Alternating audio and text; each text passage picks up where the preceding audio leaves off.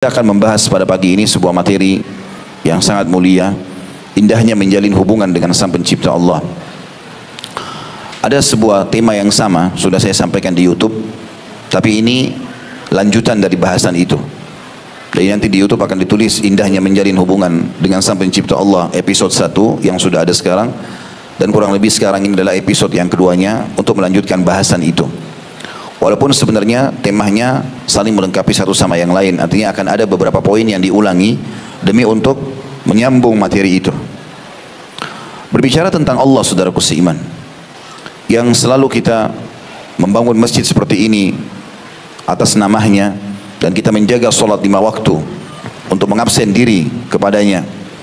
Kita selalu membaca Quran, kitab yang diturunkan olehnya, selalu menjadikan utusannya Muhammad sallallahu alaihi wasallam sebagai panutan, dan tentu yang kita kejar janji-janjinya baik di dunia, kebahagiaan dunia, juga di akhirat dengan surga insyaallah.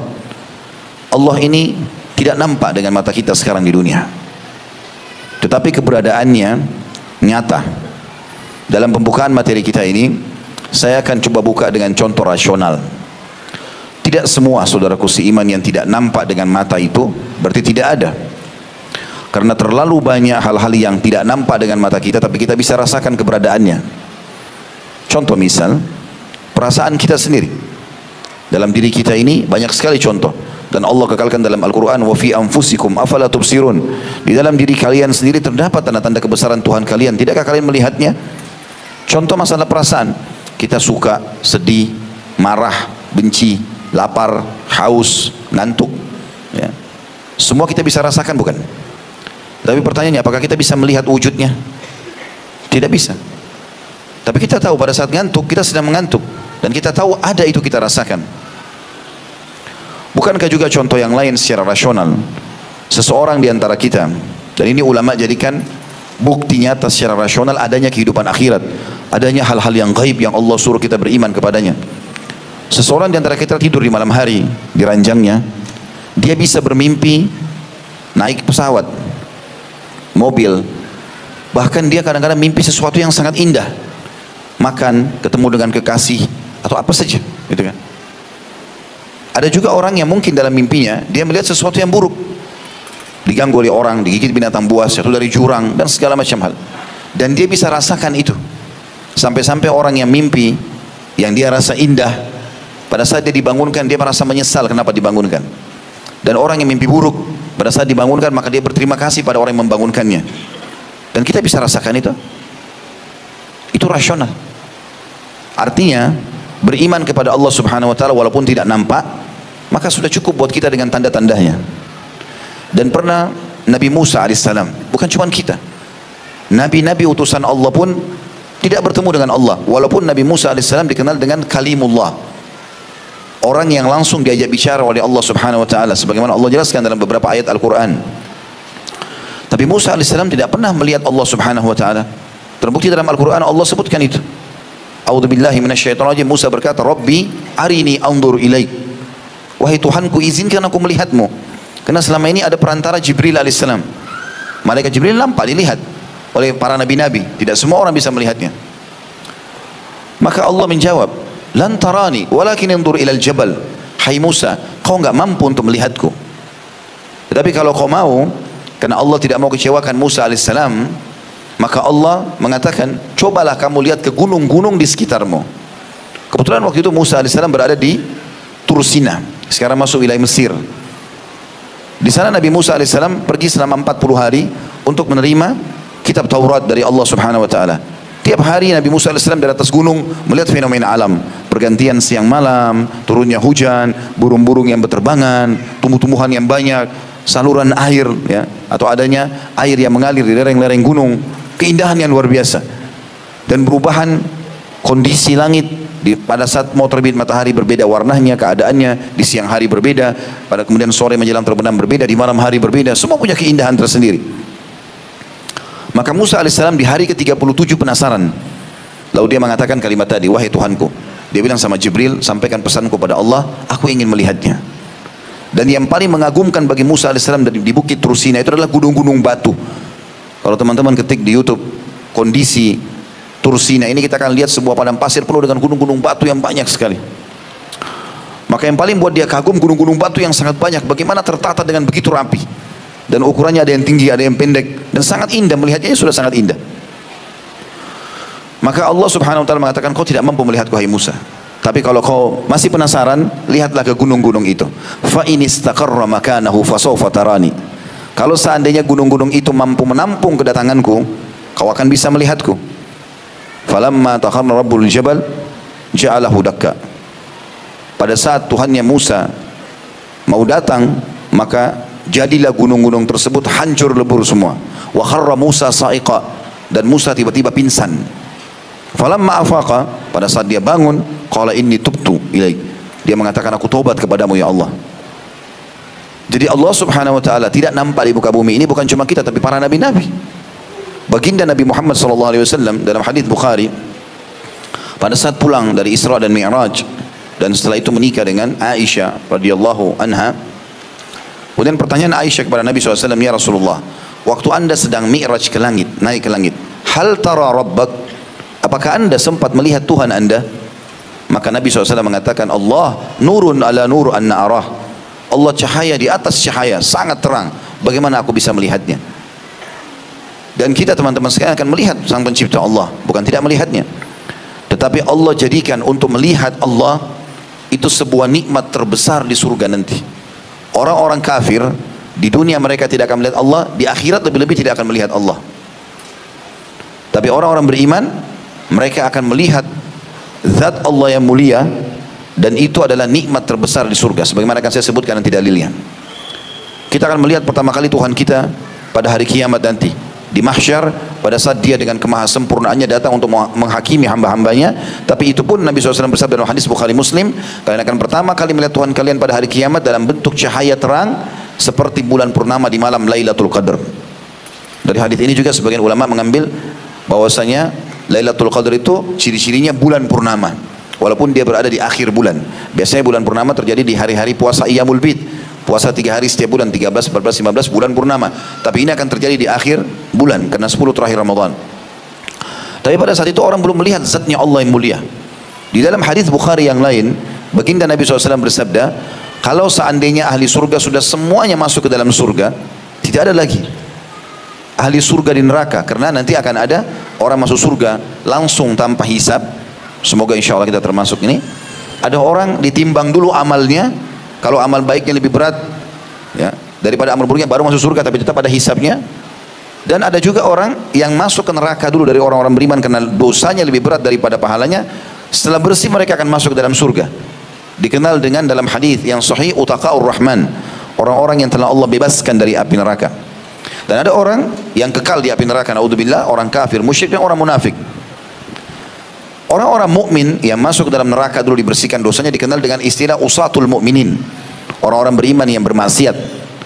Maka Nabi SAW bersabda dalam hadis ini, kalau seandainya seluruh orang-orang beriman telah masuk dalam surga, di sini masuk di dalamnya adalah orang-orang yang tadinya disiksa dulu di neraka dan sudah dikeluarkan semua. Di neraka tinggal orang-orang yang kekal saja, orang musyrik, orang kafir, orang munafik. Kata Nabi SAW, Allah akan berkata kepada ahli surga, wahai ahli surga, apakah kalian telah puas dengan apa yang aku berikan? Maka ahli surga mengatakan, ya Allah, nikmat apa lagi yang kami inginkan setelah engkau menyelamatkan kami dari neraka dan kami masuk ke dalam surga? Sebagian ulama menjelaskan masalah ini karena ahli surga bisa setiap saat melihat ke neraka, agar mereka selalu bersyukur kepada Allah. Sebagaimana ahli neraka bisa melihat surga dari jarak yang jauh, agar mereka selalu menyesal.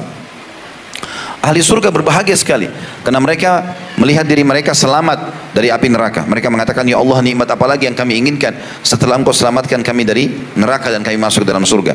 Maka Nabi SAW mengatakan pada saat itu Allah mengangkat hijabnya, pembatas antara dia dengan hamba-hambanya. Maka serentak seluruh ahli surga melihat zatnya Allah yang mulia untuk pertama kalinya. Dan pada saat itu serentak mereka semua mengatakan, ya Allah, tidak ada nikmat mengalahkan melihat wajahmu yang mulia.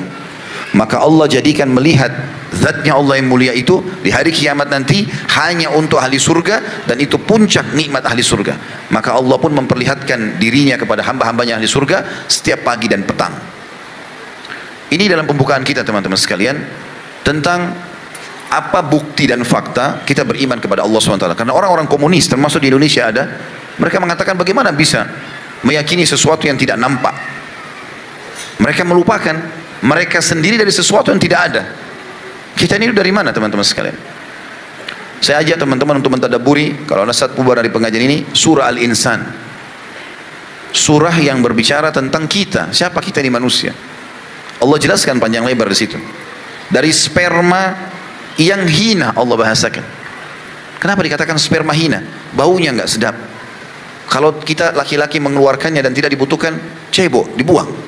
Perempuan, kalaupun tertumpah di rahimnya dengan cara halal tentunya, maka yang tidak dibutuhkan dia keluarkan. Yang lolos 1 atau 2 titik sperma yang kecil di rahimnya, itu yang tertinggal dengan izin Allah Subhanahu wa taala. Allah mengatakan air yang hina.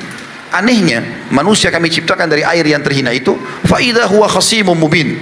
Pada saat sudah mulai tumbuh, yang tadinya dia waktu bayi, kita bayangkan teman-teman kita waktu di rahim ibu kita, nggak pernah ada pikiran kita waktu masih bayi, bahkan kita tidak ingat pada saat kita di rahim ibu kita, berada di sebuah balon kantong yang penuh dengan air.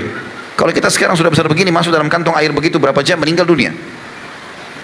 Itu ada satu alat plasenta yang Allah ciptakan menyambung antara si ibu ini sama anaknya untuk mentransfer zat ya, atau intisari makanan.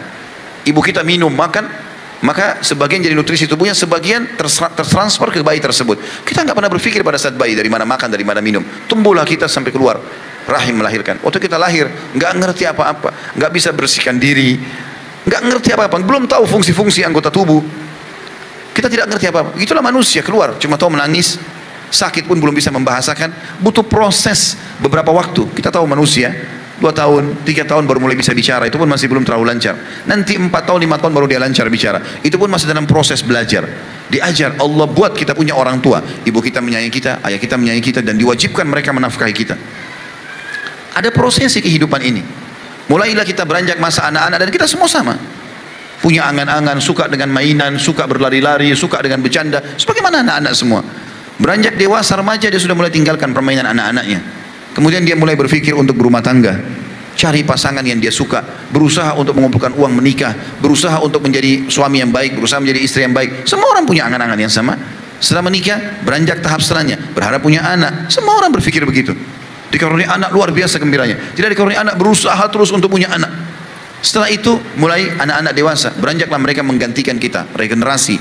Anak-anak sekarang mulai dewasa, mereka lah yang melalui proses yang sama dengan kita. Kita sudah mulai tua, anak-anak menikah, sudah melahirkan punya anak lagi, kita sudah mulai pindah status jadi kakek dan nenek, tua, meninggal dunia. Itulah paket kehidupan manusia.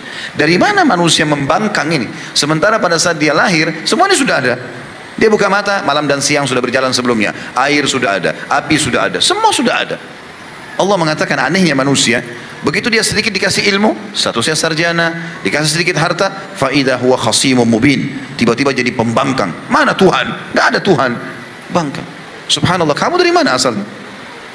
Dan terlalu banyak fakta. Nanti akan kita tadabburi ayat teman-teman sekalian. Saya berharap nanti pada saat tadabbur ayat ini, antum membuka Al-Quran, dibuka di aplikasi handphonenya, dan kita sama-sama melihat bagaimana Allah Subhanahu Wa Taala memperkenalkan dirinya.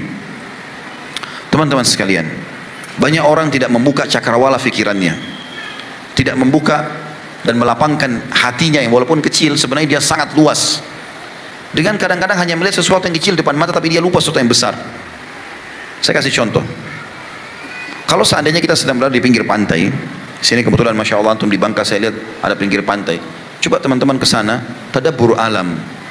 Lihat bagaimana seluas pandangan mata kita bisa melihat. Siapa yang buat ini? Ada begitu sendiri? Tiba-tiba ada air, ada ikan, di dalamnya ada udang, ada cumi, ada segala macam. Siapa yang menggantikan siang dan malam? Siapa yang menurunkan hujan? Rasional teman-teman. Andai saja masjid ini tidak ada yang bangun, kira-kira bisa terbangun seperti ini? Lampu ini tidak ada yang pasang di sini, tiba-tiba bisa? Atau tidak ada yang nyalakan? Mana bisa menyala sendiri tiba-tiba? Itu rasional semuanya. Saya kasih contoh misal, anehnya sebagian manusia terkagum-kagum dengan hal yang kecil depan mata, dia lupa hal yang besar yang telah Allah siapkan untuk dia menyadari kalau dia punya Tuhan. Kalau kita berdiri di pinggir pantai, anggaplah pemandangan sangat indah, lautnya berwarna hijau atau biru, langit lagi terang, ada burung berterbangan, ada pohon kelapa di pinggir pantai dengan buahnya, mungkin ada nelayan dengan sampannya dan seterusnya. Kita melihat itu, tiba-tiba di sebelah kita ada orang datang, seorang pelukis. Dia bawa papan lukis, anggaplah 1 kali 1 meter, Dia duduk, lalu dia lukis apa yang dia lihat dengan kita lihat di depan mata kita. Lalu keluarlah lukisan dia, persis seperti apa yang kita lihat. Mirip. Dia buat air lautnya biru, dia buat apalah tadi, ada sampan, ada nelayan, walaupun menggambar makhluk tidak boleh, tapi ini kita kasih contoh saja gitu kan, kalau makhluk hidup, maksudnya kayak manusia sama hewan-hewan, tapi contoh dia kasih begitu, pohon kelapanya segala macam. Bukankah pada saat kita melihat gambar itu mirip sama yang sedang ada dicontohi, kita terkagum-kagum dengan lukisan itu? Mau buktinya? Ada banyak lukisan kalau mirip sekali dengan aslinya, harganya miliaran, mahal sekali. Uniknya teman-teman, kita terkagum-kagum dengan pelukis tersebut yang secara hakikatnya dia hanya menciplak saja. Kita kagum dengan papan lukisan itu, kita lupa dia ambil dari mana. Langit yang depan mata yang besar itu terus dari mana? Ini kita beli miliaran, ini gratis, tapi kita nggak engah dengan ini dan kita engah dengan ini. Bahkan subhanallah, lukisan manusia, misal ada orang lukis Mesir, pasar tradisional Mesir tahun 1930. Saya pernah lihat ada buku dijual, buku-buku lukisan gitu ya. Kebetulan kakak ipar saya di Surabaya dulu pelukis. Alhamdulillah setelah nikah sama kakak saya, dia tanya hukum kepada saya, boleh nggak menggambar manusia, hewan? Saya bilang jangan, tidak boleh. Alhamdulillah beliau ubah, tetap dia melukis, tapi dihilangkan manusia sama hewan-hewan. Ada satu buku, saya pernah lihat bukunya, kayak pasar tradisional Arab zaman dulu. Jadi kayak ada rumah tanda padang pasir, ada kemah kayak tenda penjual jeruk, ada buah-buahan jeruk, ada orang duduk di situ. Maka dia bilang sama saya, kalau orang ini saya hilangkan cuman tendanya, rumahnya dan buah-buahnya, boleh nggak? Saya bilang boleh. Kalau cuma itu boleh, gitu kan? Maka dia gambar persis seperti itu. Dan subhanallah, semua gambar seperti ini, kalaupun misalnya persis seperti sama, itu kalau kita jual mahal. Banyak orang tidak sadar, lukisan manusia seperti ini teman-teman sekalian. Misal buah-buahan atau pandangan satu tempat atau apalah, kita pajang misalnya di dinding di meja makan kita atau dekat meja makan.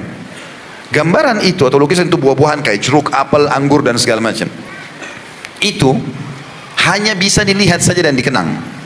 Oh iya, ini lukisan dulu Mesir tahun 1930. Oh, dilukis sama si fulan. Sebatas itu. Apa yang antum bisa nikmati yang lain? Bisa antum makan buahnya? Kalau misalnya lukisan manusia itu 1930 kita bisa petik lagi buahnya, mungkin. Subhanallah, kita lupa teman-teman sekalian dengan jeruk yang tiap hari ada di pasar kita. Buah-buahan yang tiap hari kita bisa nikmati. Coba buka cakrawala berfikir teman-teman sekalian, karena beriman dan bertauhid kepada Allah ini butuh keyakinan, butuh memunculkan keyakinan dalam hati supaya antum kalau sholat khusyuk dan tahu. Hasan radhiyallahu anhu, cucu Nabi SAW, itu kalau mau masuk masjid wajahnya memerah, kayak orang ketakutan sekali. Ditanya oleh orang-orang, ada apa anda seperti ini? Dia bilang, tidakkah kalian tahu saya akan masuk ke istananya siapa? Dia kalau mau masuk masjid ketakutan sama Allah. Allah nggak kelihatan, bagaimana bisa muncul itu? Dia kalau baca, orang-orang salafus saleh kalau baca Quran menangis, terisak-isak, ketakutan. Nanti akan kita banyak sebutkan dalam penutupan bahasan kita bagaimana kisah para salafus saleh yang luar biasa. Mereka sudah mengenal Tuhannya dan akhirnya jadi khusyuk dalam ibadah, maksimal dalam mengerjakan ketaatan, maksimal dalam meninggalkan pelanggaran-pelanggaran. Teman-teman sekalian, Allah subhanahu wa ta'ala menciptakan, kalau kita kembali tadi ke lukisan pantai itu, kita bisa menikmati airnya, mendengarkan suara air itu, gemericiknya. Kita bisa merasakan teriknya mataharinya. Kita bisa merasakan sejuknya embusan angin. Kita bisa memetik kelapa yang ada di situ dan kita menikmati apa itu. Ini yang sebenarnya yang harus kita buka. Yang saya bilang tadi, buka cakrawala pikiran kita. Jangan terkurung dengan hal yang kecil. Lebih jauh dari itu teman-teman sekalian. Bukankah setiap hari kita menikmati buah-buahan? Saya bicara buah-buahan yang sering kita lihat saja. Anggur misalnya. Kalau ada orang yang bisa melukis anggur atau membuat imitasi anggur, itu dianggap hebat. Imitasi. Dia lupa sampai ada orang beli imitasi anggur ditaruh di rumahnya. Padahal setiap hari dia bisa dapatkan anggur yang sebenarnya. Pertanyaan kecil teman-teman sekalian. Dari mana anggur itu? Kulitnya yang lembut seperti itu, isinya yang juga manis, ya, bentuknya, dan yang luar biasa tertata dengan begitu indahnya. Lemahnya kita manusia yang teman-teman, kalau masih ada yang membangkang bahwasanya dia makhluk dan dia punya Tuhan Allah. Kita bahkan kalau sudah mencabut dan memetik anggur itu dari tangkainya, tidak pernah kita bisa tancapkan kembali. Siapa di antara kita di sini yang merasa paling hebat? Dia coba tancapkan kembali anggur ke tangkainya. Siapa yang menata di tangkainya itu? Pisang yang tiap hari kita temukan di pasar kita, dan masya Allah Indonesia terkenal dengan pisangnya, beragam macam jenis. Siapa yang menata dengan sisirannya itu? Memberikan warna yang kuning sangat indah, isinya sangat lembut, dan yang unik teman-teman tidak pernah habis. Dari mana ini? Saya ngajak buka cakrawala pikiran teman-teman sekalian. Kalau mau makan buah, jangan hanya pengen anggur misalnya. Yaudah masuk supermarket, kita temukan ada anggur merah, ada anggur hijau, ada anggur yang hitam. Udah saya mau anggur hitam aja deh. Kita langsung beli 100.000 per kilo, 200.000 per kilo, lalu kita makan. Manis ya, selesai. Ini pendek sekali pikirannya. Coba antum pikir itu. Siapa yang menata tadi anggur di tangkai-tangkainya?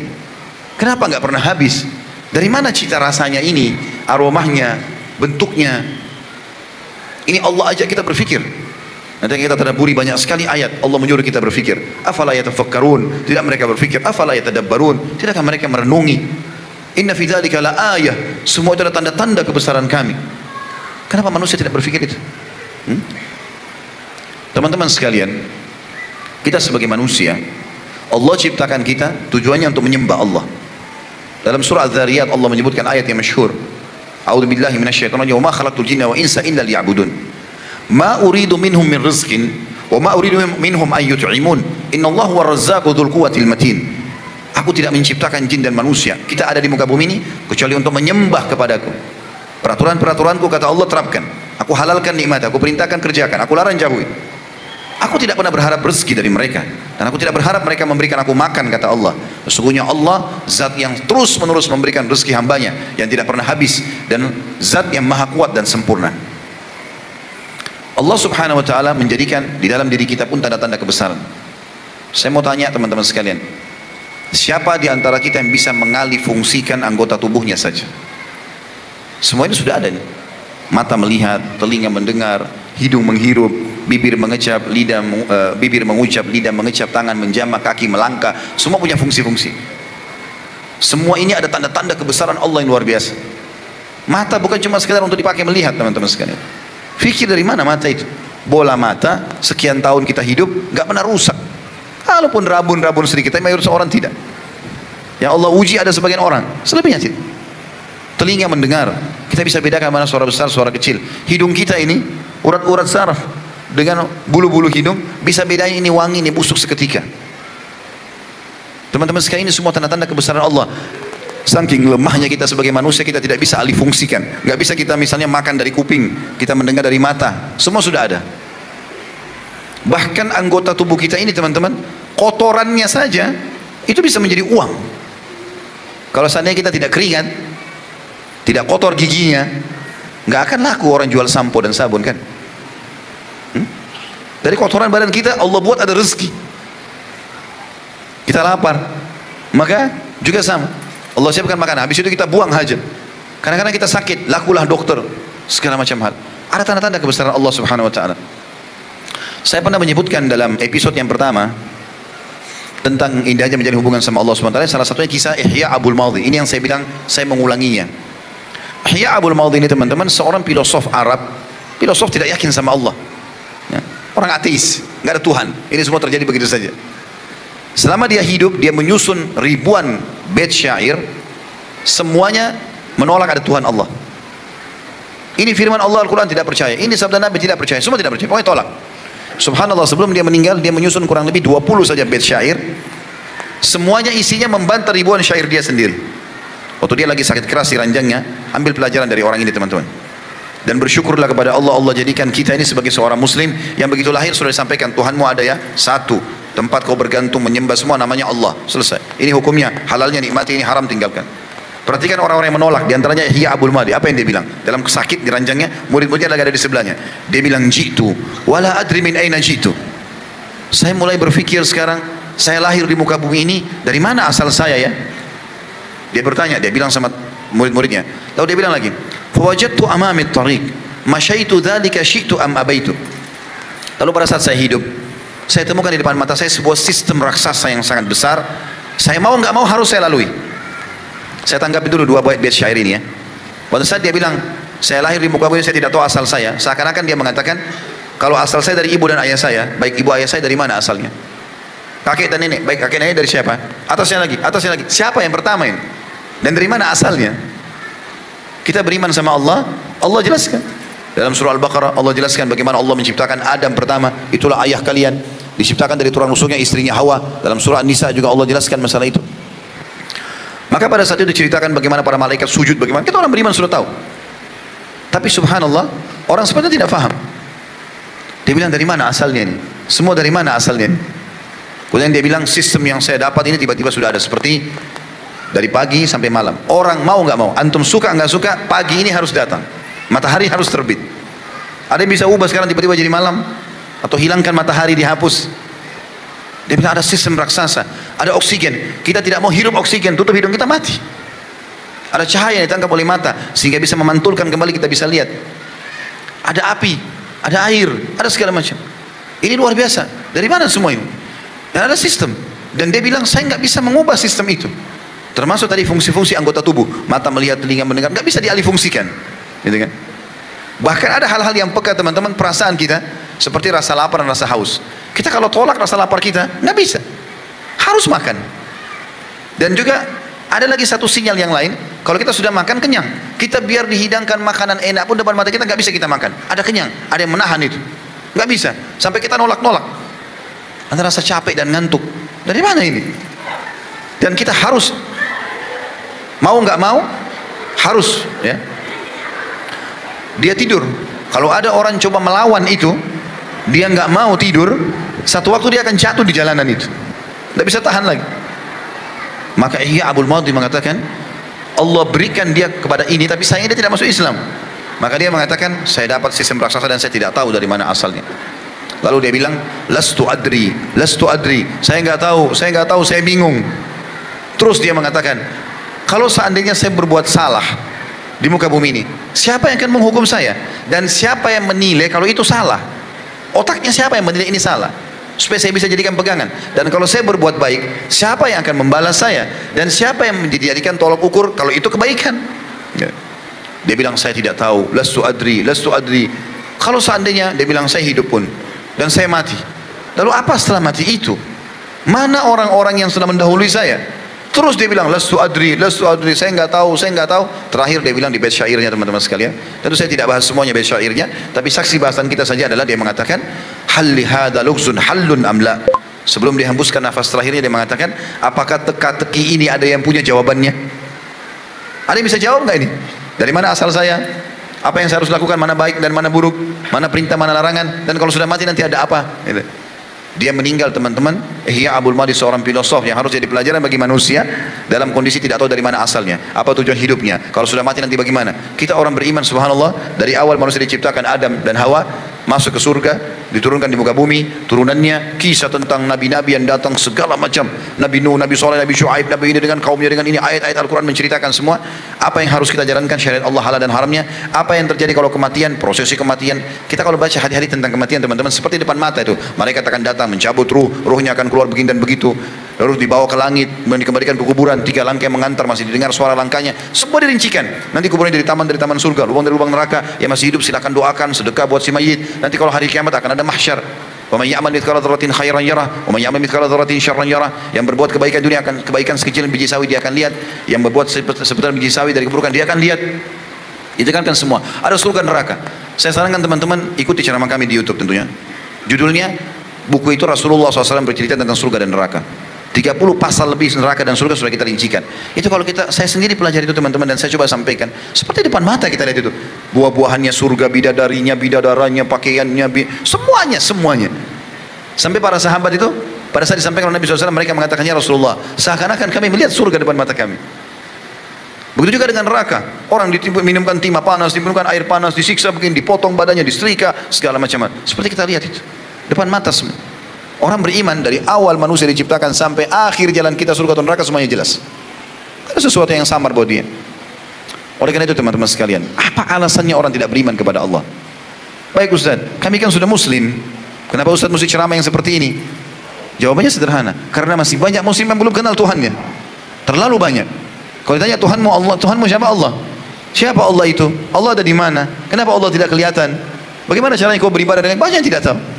Sampai sekarang sholat aja masih banyak yang salah, masih banyak yang belum baca Al-Quran, masih banyak yang belum tahu tentang sejarah Nabi. Bahkan di majelis sering ditanya, siapa istri-istri Rasulullah? Salah.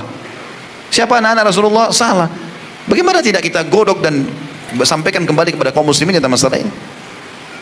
Oleh karena itu teman-teman, dalam pembukaan kita seperti ini, kita ingin ke depannya tadabbur ayat, dengar kisah para salafus saleh ini, betul-betul kita berubah dari sini dalam kondisi kita mengenal Tuhan kita. Dan akan seperti judul kita nanti, indahnya menjalin hubungan dengan Sang Pencipta Allah. Ternyata hubungan kita ini teman-teman sekalian, kata kuncinya semua kebahagiaan dan kesansaran antum adalah tergantung hubungan antum sama Allah. Kapan antum jaga hubungan sama Allah, demi Allah kebahagiaan akan datang. Walaupun antum tinggal di sebuah gubuk yang kecil, walaupun antum cuma makan roti yang kering.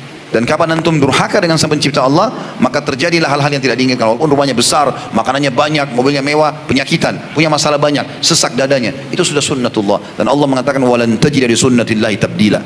Dan kalian tidak akan pernah mendapatkan perubahan dalam sistem yang sudah Allah ciptakan itu. Orang-orang beriman, patuh kepada Allah, maka kita akan sama. Kalau kita ikuti langkah mereka, sama dengan mereka. Para nabi-nabi, semua nabi sudah disebutkan kisah-kisah nabi-nabi yang Nabi Musa, Nabi Isa, Nabi Muhammad, nabi-nabi yang lain alaihi wassalam. Bagaimana orang beriman bersama mereka selamat, dan bagaimana orang-orang kafir di antara mereka dihukum oleh Allah. Pada saat jenazah orang-orang kafir Mekah di perang Badar dikumpulkan, kurang lebih ada 70 orang kalau saya tidak salah itu, dikumpulkan oleh Nabi SAW, lalu Nabi suruh masukkan ke dalam sebuah sumur, ditumpuk semua jenazah mereka. Lalu apa kata Nabi SAW dalam hadits Bukhari?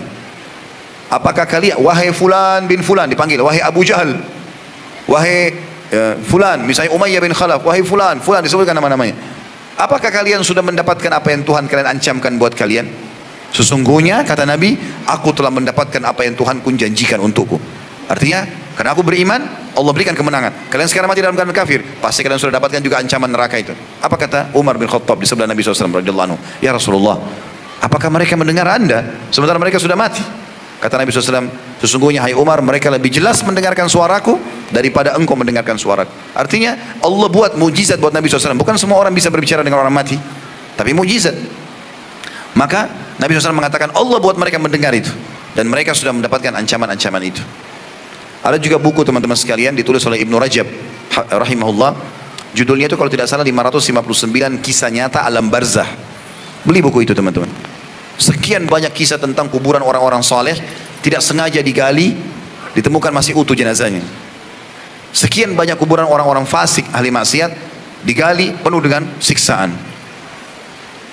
Waktu di zaman Muawiyah radhiyallahu anhu, salah satu sahabat Nabi yang mulia, tepatnya kurang lebih 50 tahun setelah perang Uhud. Kalau saya tidak salah terjadi ini di tahun 53, kalau saya tidak salah. Ya. Karena Umayyah itu berdiri dari tahun, karena beliau 20 tahun jadi khalifah, dari tahun 40 sampai tahun 60, ya di tahun 53 terjadi. Sempat ada mata air yang saluran airnya itu kalau mau ditarik untuk penduduk Madinah melewati kuburannya syuhada Uhud. Hamzah, Mus'ab, ya, Abdullah bin Haram, dan sahabat-sahabat Nabi yang lain, Amr bin Jamuh, pada orang yang meninggal mati syahid di perang Uhud, 70 orang itu. Maka Muawiyah mengatakan, coba gali kuburan sebagian syuhada ini, gali kuburan sebagian syuhada supaya saluran airnya bisa lewat, dipindahkan di tempat yang sekarang. Karena perintah khalifah, juga beberapa sahabat hidup zaman itu tidak melarang, maka dilakukanlah. Subhanallah, di antara yang tergali adalah kuburannya sahabat yang mulia Hamzah, dan juga Abdullah bin Haram dan Amr bin Jamuh. 3 sahabat ini yang terutama yang kena galian kuburan itu. Maka mereka memberikan kesaksian, ya, dan dinukil oleh para ulama hadis tentang kisah ini, bahwasanya jenazah itu masih utuh dengan pakaiannya. Sampai Jabir bin Abdullah, ayahnya Abdullah bin Haram mati syahid di perang Uhud, mengatakan, aku melihat jenazah ayahku waktu dia perang Uhud 50 tahun yang lalu. Itu menggunakan baju warna putih bergaris-garis hitam, dan dia kena, ya, sobekan pedang itu di bagian pelipisnya, mati syahid radhiyallahu anhu. Maka dia bilang, saya lihat ayahku masih utuh bajunya, seperti baju baru dipakai, baru seperti hari ini. Dan tangannya menutup pelipisnya pada saat dia meninggal. Kalau diangkat tangannya, darahnya ngucur. Itu kesaksian Jabir tentang ayahnya. Dan juga para sahabat yang hidup pada saat itu menyaksikan dengan mata kepala mereka sendiri. Itu ternyata Hamzah masih utuh. Dan ada sahabat-sahabat yang mengenal Hamzah, karena baru 50 tahun, masih ada yang hidup pada saat itu.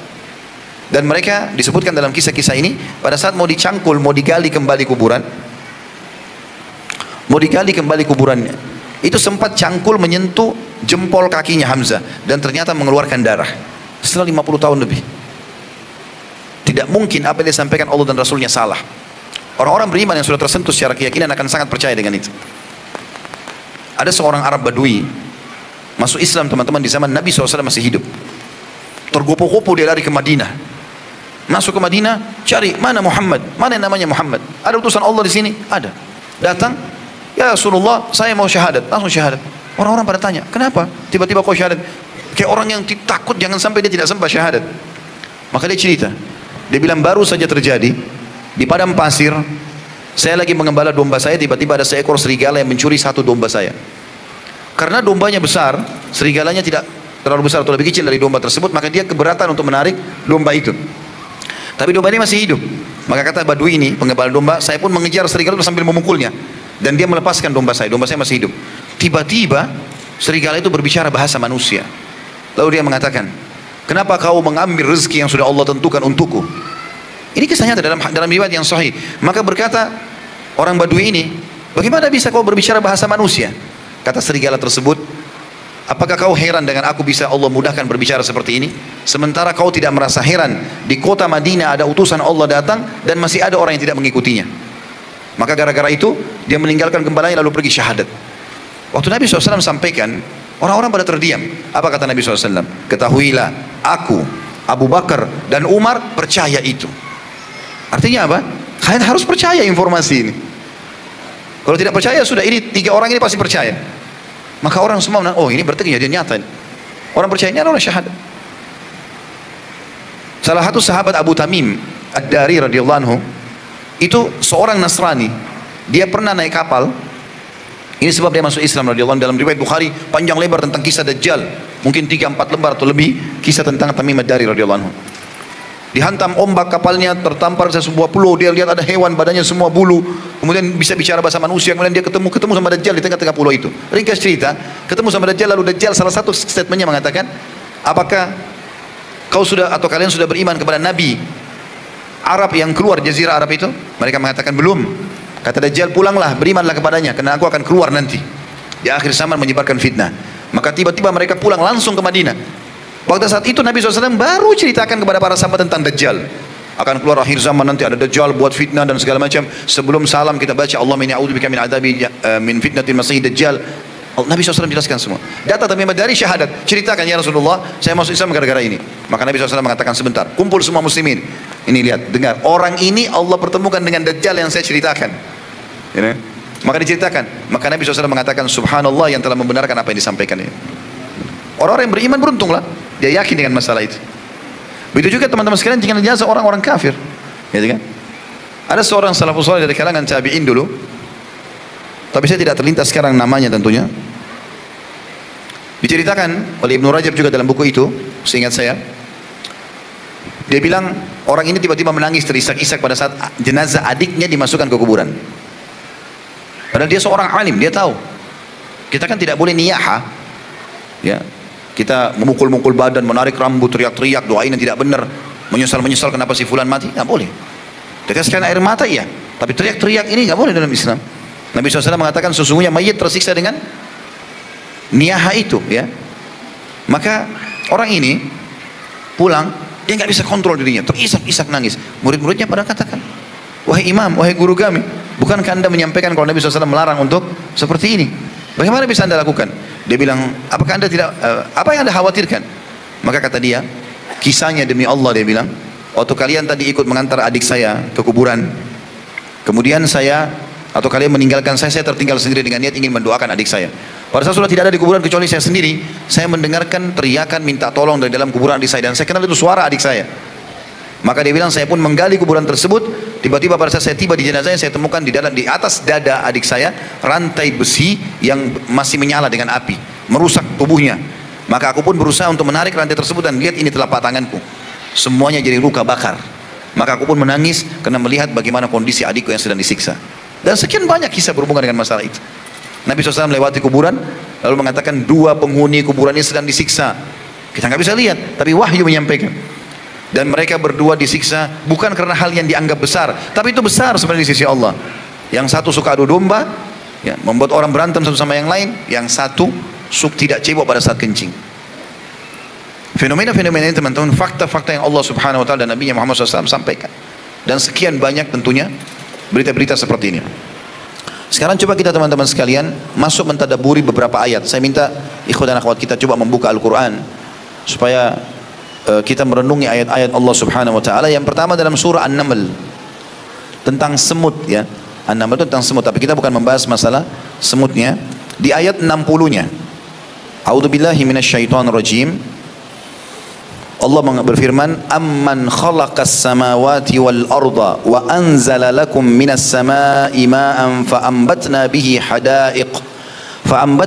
hadaiqa dhata bahjatin ma kana lakum an tumbitu syajaraha a ilahum ma'allah bal hum qaumun ya'dilun." Siapakah yang telah menciptakan langit dan bumi? Dari mana ini? Siapa yang pernah mengaku menciptakan langit dan bumi? Fir'aun pun yang mengaku Tuhan. Pada saat itu dia tinggi besar, kekar, gagah, kerajaannya menguasai setengah dunia. Penyihir-penyihirnya kuat. Tidak pernah mengatakan bahwasanya dia yang menciptakan langit. Dia cuma mengatakan, aku Tuhan kalian yang tinggi. Tapi dia juga haus, dia juga lapar. Kalau tidak minum, tidak makan, dia juga mati. Gitu kan? Bahkan dia mengeluarkan kotoran dari tubuhnya. Bagaimana Tuhan mengeluarkan kotoran? Allah menantang mengatakan, siapakah yang telah menciptakan dan cipta dari tidak ada menjadi ada? Lihat itu langit, bumi, dan maknanya masuk dalamnya semua yang ada di langit dan bumi itu. Dan yang menurunkan air untuk kalian dari langit. Teman-teman, kalau hujan turun, jangan hanya sekedar berlindung dari air hujan itu. Dari mana air ini? Siapa yang turunkan? Antum masuk kamar mandi tanpa buka kerannya, tiba-tiba airnya keluar. Kan kita buka keran itu. Kecuali ada kebocoran mungkin lain. Tapi tetap ada sumbernya. Dari mana ini? Allah mengatakan, lalu kami tumbuhkan dengan air itu kebun-kebun yang berpemandangan indah. Dengan air hujan, hutan-hutan, kebun-kebun jadi subur, buah-buahan keluar. Lalu Allah mengatakan, yang kamu, hai sekalian manusia, sekali-kali tidak mampu menumbuhkan pohon-pohonnya. Biar antum sarjana pertanian, sehebat apapun teori antum, kalau Allah tidak mau pohon itu tumbuh, tidak akan tumbuh. Berapa kali saya pernah tanamkan pohon dan tanam pohon, kemudian menaruh segala macam bibit, berharap berbuah, mangganya nggak keluar-keluar. Ada buah di pinggir jalan, pohon mangga, nggak ada yang punya, orang cuma tanam saja begitu. Buahnya luar biasa. Allah memberikan itu supaya kita faham gitu. Ya. Apakah ada Tuhan selain Allah? Maka bahkan sebenarnya mereka adalah orang-orang yang menyimpang dari kebenaran. Saya punya rumah dulu pernah saya kontrak di Jakarta beberapa tahun lalu, sekarang sudah saya pindah alhamdulillah. Tapi dulu di depan rumah itu ada halaman. Saya suka sekali dengan tanaman-tanaman, apalagi buah-buahan, pohon mangga, pohon jambu, pohon bidara gitu kan. Dan saya selalu sering kali berharap bisa dapat pahala juga dari situ, karena pohon-pohon juga adalah makhluknya Allah. Dan Nabi SAW mengatakan, fi kulli kabidin ratbatin ajr, di setiap yang punya nyawa, kehidupan, maka ada pahala. Maka saya sebelum pergi ta'lim biasanya saya siramin tanaman itu. Satu waktu saya pernah agak telat sedikit, ta'lim jam 10, saya mau keluar setengah jam kadang-kadang pas-pasan kalau ke ta'lim naik motor keluar ya. Tapi saya juga harus memberikan hak bagi saya tanaman ini, saya harus siram. Lalu saya sambil siram, saya sambil berpikir, telat nggak ini ta'limnya? Subhanallah, waktu itu lagi terang matahari seperti sekarang. Tiba-tiba hujan turun. Pernah nggak lihat hujan turun matahari ada? Pernah kan? Sering terjadi begitu. Jadi tidak selamanya harus mendung kan gitu. Tapi hujannya sebentar, kayak hujan kaget saja. Turun terus hilang gitu. Pada saat itu saya lagi nyiram tanaman yang ada di rumah itu, mungkin cuma 5 kali 5 meter. Siram mungkin 10 dan 15 menit lah kalau tanaman semua dibasahkan. Subhanallah, dalam hitungan detik hujan itu datang pergi. Basah semua, satu Jakarta Timur. Saya langsung berkata, subhanallah, yang telah menurunkan air hujan dari langit, dengan sebentar semuanya basah. Kita dengan susah payah belum tentu bisa membasahi semua tanaman. Allah jadikan air hujan itu sebagai peringatan dan tanda-tanda kebesarannya. Ayat 61-nya Allah juga berfirman, lanjutannya, amman ja'alal arda qararan wa ja'ala khilalaha anharan wa ja'ala laha rawasi wa ja'ala bainal bahraini hajiza a ilahum ma'allah bal aktsaruhum la ya'lamun. Siapakah yang telah menjadikan bumi itu sebagai tempat berdiam? Sedikit dulu kita tenang tadabbur di sini. Makna qarar, perhatikan bahasa Arabnya di sini. Amman ja'alal arda qarara. Qarar kata sebagian ulama bisa berarti tempat berdiam, bisa juga tempat berjalan. Kayak kita sekarang ijak-ijaki bumi berjalan, bisa dibanguni atasnya, bisa dicocok tanami tanamannya. Maknanya semua masuk dalam masalah itu. Siapakah yang telah menjadikan bumi sebagai tempat berdiam, ya, berlalu, dibanguni, diambil hasilnya, dan menjadikan sungai-sungai di celah-celahnya. Jadi sungai kalau kita lihat teman-teman, jangan cuma oh ini sungai ambil airnya atau selesaikan hajat kita di situ. Siapa yang buat sungai itu? Berada di antara tebing-tebing batu keluar airnya. Allah ingatkan kita di sini. Dan yang menjadikan gunung-gunung untuk mengokohkan dan mengokohkan, maksudnya mengokohkan bumi ya. Jadi fungsi gunung itu seperti paku yang mengikat bumi ini supaya stabil. Makanya salah satu ciri hari kiamat, Allah SWT tarik semua gunung-gunung batu tersebut sehingga bumi ini seperti kapas. Allah jelaskan itu dalam banyak tentang fenomena hari kiamat, banyak ayatnya. Allah bilang, siapa yang menjadikan gunung-gunung untuk mengokohkan bumi ini dan menjadikan suatu pemisah antara dua laut. Kalau belum pernah lihat, teman-teman bisa lihat cuplikan di YouTube banyak. Dua laut maksudnya laut air asin dan air tawar. Saya pernah melihat itu, cuplikan cukup banyak. Jadi warnanya di sini biru asin, di sini birunya tawar ya. Dan tidak bersatu satu sama yang lain. Orang kadang-kadang cuma mengatakan, oh luar biasa ya. Orang tidak beriman sama Allah. Kalau kita mengatakan subhanallah yang telah menciptakan itu. Bagaimana bisa fakta laut sebesar itu dengan segala macam yang ada di dalamnya dari hewan-hewannya, lalu kita belum yakin ada Tuhan yang menciptakan. Bahkan sebenarnya kebanyakan dari mereka tidak mengetahuinya. Maksudnya tidak mau belajar dan merenungi masalah itu. Lalu ayat 62, amman yujibul muttarra idza da'ahu wa yakshifus su' wa yakshifus su'a wa yaj'alukum khulafa'al ard a ilahum ma Allah qalilan ma tadhakkarun. Siapakah yang memperkenankan doa orang yang dalam kesulitan apabila ia berdoa kepadanya? N-nya besar kata ganti Allah, dan yang menghilangkan kesusahan dan yang menjadikan kamu manusia sebagai khalifah di muka bumi atau pemimpin. Apakah di samping Allah ada Tuhan yang lain? Adakah Tuhan yang lain yang bisa mendatangkan itu semua? Amat sedikitlah kamu mengingat itu atau mau merenungi itu. Ini semua sebab-sebab kenapa kita membahas tema ini. Teman-teman sekalian, yakinlah sebagai seorang muslim, kalau kita sedang mendapatkan nikmat, kayak kita sekarang punya kesehatan, Masya Allah, tadi mungkin teman-teman sempat sarapan pada saat datang misalnya, apa saja oksigen sekarang kita bisa hirup sehingga kita bisa bernafas, cahaya yang ditangkap oleh mata kita ini semua dari terangnya matahari, semua ini kita. Dan nikmat-nikmat itu semuanya yang ciptakan itu adalah Allah, yang bisa mempertahankan Allah, yang akan menghilangkan Allah. Sebagaimana juga kalau kita sedang ada kesulitan, kalau kita sakit, yang ciptakan kita Allah, la ilaha illallah, tidak ada Tuhan selain Allah yang berhak disembah. Yang menciptakan penyakit Allah, yang bisa menyembuhkan Allah. Kenapa Ustaz saya setiap kali sakit kalau ke dokter lama sekali sembuh? Karena antum bergantung pada dokter, bukan bergantung pada Allah. Resepnya sederhana. Kalau antum lagi sakit mau ke dokter, sebelum ke dokter angkat tangan ke langit dulu. Setelah memuji alhamdulillah wassalatu wassalamu ala rasulillah, puji Allah, salawat kepada Nabi SAW, lalu mengatakan ya syafi, wahai zat yang memberikan kesembuhan, ishfini, sembuhkan aku. Tidak bisa bahasa Arab, ya Allah sembuhkan aku, hanya engkau Tuhanku, jadikanlah dokter ini penyebab aku sembuh. Ke dokter dikasih resep cocok sembuh, bukan dokter yang sembuhin. Makanya resep dokter itu selalu tertulis semoga lekas sembuh. Nggak ada pasti sembuh kan, dia nggak mungkin jamin pasti sembuh, dia cuma bisa berusaha. Ada orang jadikan Allah nanti nomor 30. Pertama dokter ini nggak berhasil, pindah dokter itu nggak berhasil, pindah dokter ini, nanti kalau sudah betul-betul dokter angkat tangan baru sholat tahajud. Hah? Kenapa nggak dari awal tahajud dulu? Berapa banyak orang Allah sembuhkan tanpa dokter? Banyak orang sakit di padang pasir, nggak ada obatnya. Saya itu hari pernah ke Mesir, kemudian mampir ke salah satu penjual minyak wangi tradisional. Rupanya mereka dari suku Badui asli padang pasir Mesir gitu. Mereka ceritakan, kami tidak punya obat, tidak punya dokter, sakit ya sakit, tapi kami selalu sembuh. Lalu mereka mempromosikan beberapa produk mereka, dari daun-daun bunga, mereka rendam dengan air, mereka taruh di tanah, terus berubah semacam ada minyaknya, lalu dipakailah digosok badan. Saya sempat membeli ini untuk menghilangkan sakit ini, sakit itu, kami sudah coba dan seterusnya. Allah SWT jaga mereka, gitu kan? Jadi teman-teman, kita jangan menjadi orang yang menjadikan Allah nomor kesekian, tidak. Makanya kita sebelum keluar rumah disuruh berdoa, sebelum makan berdoa, sebelum minum berdoa, sebelum pakai baju berdoa, sebelum biologis berdoa, supaya hubungkan semua perbuatan kita dengan Allah Subhanahu wa taala. Allah akan mudahkan setelah itu. Lalu kemudian Allah mengatakan juga di ayat 63-nya, ini sampai ayat 75 ya.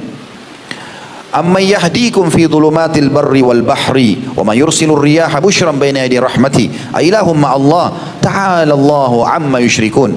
Siapakah yang memimpin kamu dalam kegelapan di daratan dan lautan, dan siapa pula yang mendatangkan angin sebagai kabar gembira sebelum kedatangan rahmatnya? Apakah di samping Allah ada Tuhan yang lain? Maha tinggi Allah terhadap apa yang mereka persekutukan dengannya.